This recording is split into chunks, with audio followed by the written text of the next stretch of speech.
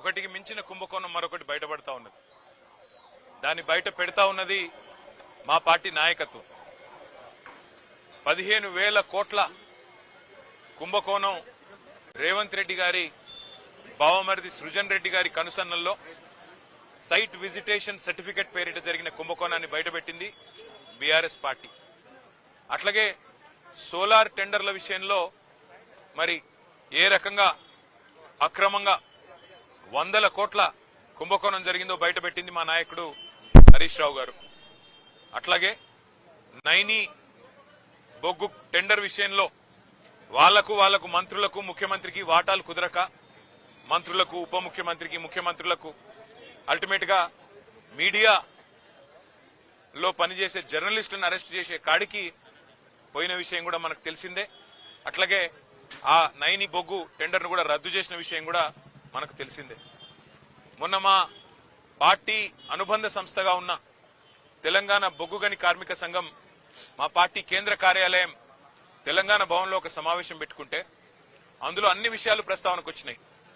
ఎట్లా సింగరేణి సంస్థ ఈ రోజు మొత్తం కార్మికుల పుట్టగొడుతున్నది, కేసీఆర్ గారి ప్రభుత్వం ఉన్నప్పుడు ఎట్లా 19,000 వారసత్వ ఉద్యోగాలు మెడికల్ ఇన్వాలిడేషన్ బోర్డు ద్వారా ఇవ్వడం జరిగింది, ఏ రకంగా ఇవాళ కాంగ్రెస్ ప్రభుత్వం వచ్చిన తర్వాత మరి ఆ బోర్డు మొత్తం ఎత్తేసి 11 నెలలుగా బోర్డు మీటింగులు పెట్టకుండా వేలాది మంది పిల్లలకు అన్యాయం చేస్తా ఉన్నారు.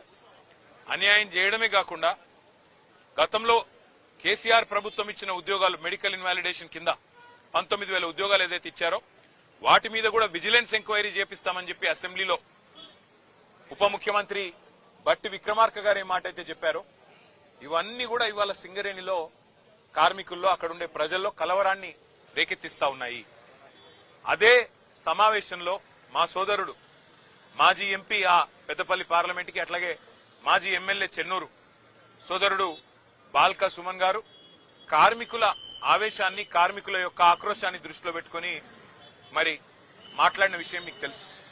ఇవాళ ఈ ప్రభుత్వాన్ని ఎజెండా ఒకటే, అసలు విషయం మరుగున పడడానికి, అసలు విషయాన్ని బయటికి రాకుండా చేయడానికి, సింగరేణిలో జరుగుతున్న కుంభకోణాలను బయటికి రాకుండా ప్రజల దృష్టికి రాకుండా చేసేందుకు విషయాన్నంతా గోల్ తిప్పి సుమన్ ఏదో అన్నాడు అని చెప్పి ఇలా లోపల పెట్టే ప్రయత్నం చేసినారు. వాళ్ళ చెంచల్ కూడా జైల్లో పెట్టారు. మరి ఆయన మీద ఇష్టమున్న కేసులు ఇష్టమున్న సెక్షన్లు కూడా పెట్టినారు.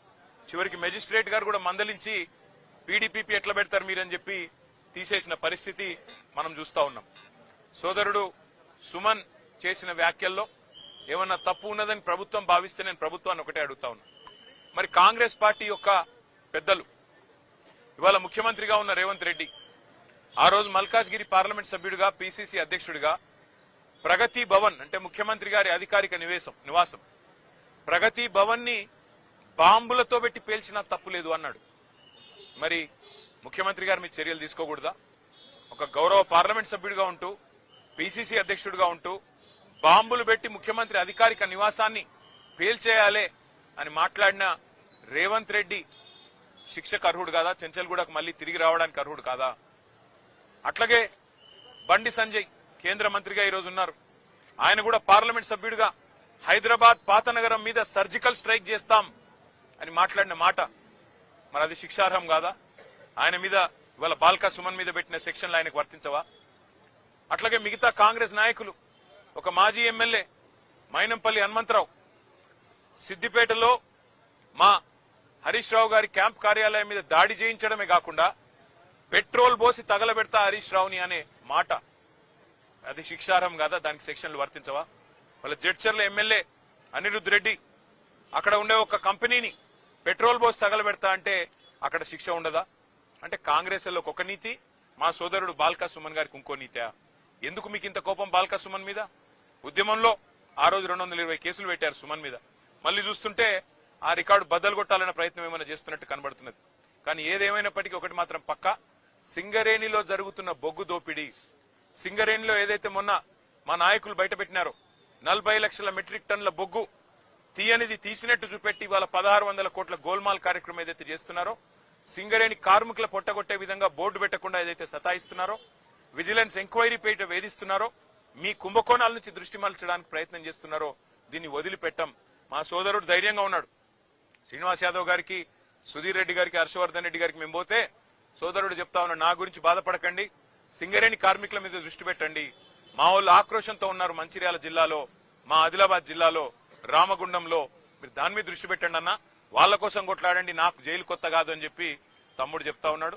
మాకు జైళ్లు కొత్త కాదు, పోరాటాలు కొత్త కాదు, మీరు పెట్టే కేసులు కూడా కొత్త కాదు. కానీ మేము మాత్రం వదిలిపెట్టం. రేవంత్ రెడ్డి గారు చేస్తున్న ఈ అన్యాయాల కుంభకోణాల నుంచి తప్పకుండా రేపు నేను ఉత్తరం రాస్తాను కేంద్ర బొగ్గు గనుల శాఖ మంత్రి కిషన్ రెడ్డి గారికి. సింగరేణిలో ఇవాళ 40 లక్షల మెట్రిక్ టన్నుల బొగ్గును లేనిది ఉన్నట్టుగా చూపెట్టి రికార్డులు ఇస్తుంటే 49% వాటా ఇవాళ కేంద్ర ప్రభుత్వానికి ఉంది. మీరు ఏం చేస్తున్నారు బీజేపీ నాయకులారని నేను అడుగుతా ఉన్నా. అట్లాగే కుంభకోణం జరుగుతుంటే ముఖ్యమంత్రి గమ్మునెందుకున్నాడు, ఆయనకేం అవసరం వచ్చిందని చెప్పుకుని నేను అడుగుతా ఉన్నా.